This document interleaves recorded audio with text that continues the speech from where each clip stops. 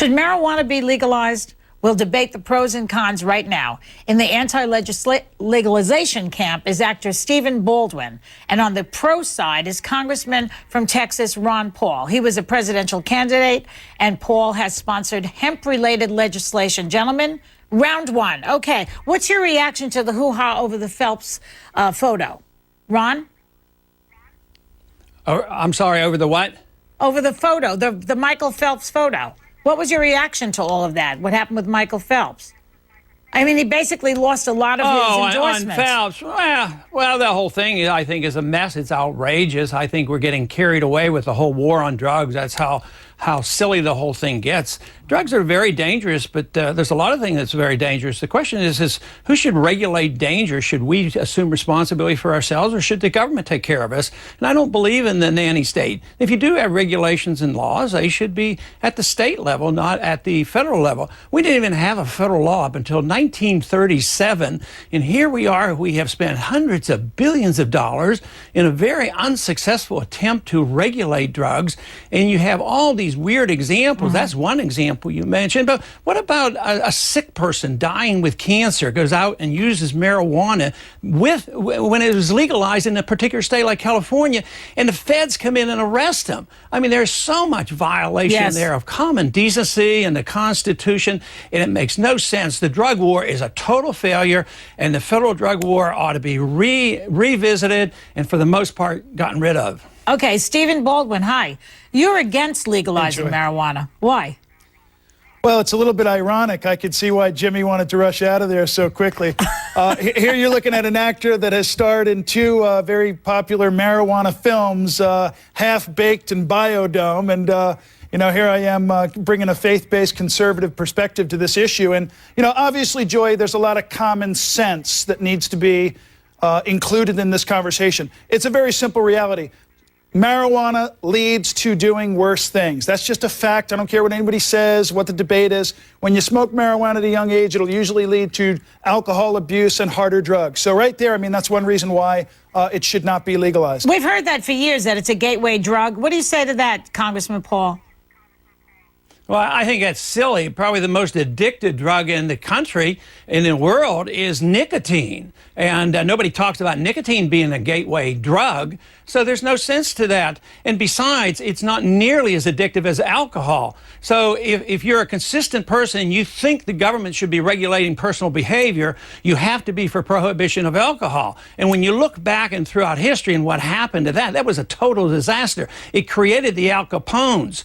And right now today, there is so much violence today, not because people use drugs, but because they're illegal. That's why, you know, the people who benefit the most by all these laws, these are the drug cartels. They lobby to keep these laws in place because they can't exist without them. You don't have the Al Capones now because you don't have prohibition of alcohol.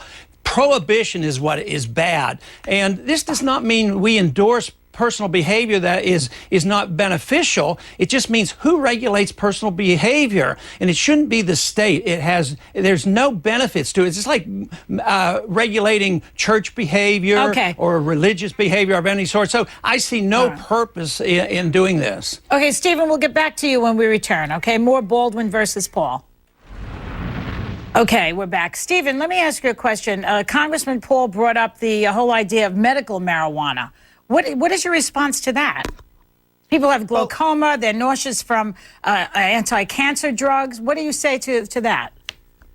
Well, again, you know, there is, you know, not a whole lot of research to back up the fact that there aren't alternatives even to that. There's lots of pain relieving practices that people can study. So I must say, though, to be honest with you, Joy, when in fact there are people for those reasons that do have success with it, then if prescribed under a controlled situation, then yes, obviously that makes a lot of sense. But back to Mr. Paul's statement about, you know, the addictive aspects of smoking cigarettes. Obviously, if I smoke a cigarette, I'm not going to get in my vehicle and be impaired potentially to damage somebody else's life. If we legalize marijuana, there's no question that the number of deaths related to people being impaired under the influence of marijuana is going to increase. The question is, just to be able to tax it, is it worth it? That's the question. Rob, what do you say to that? Well, I understand there's a few people who smoke marijuana already. And how many times have you seen somebody arrested for driving under the influence of marijuana? I mean, I've never even heard of it. Driving under the influence of alcohol, that is dangerous.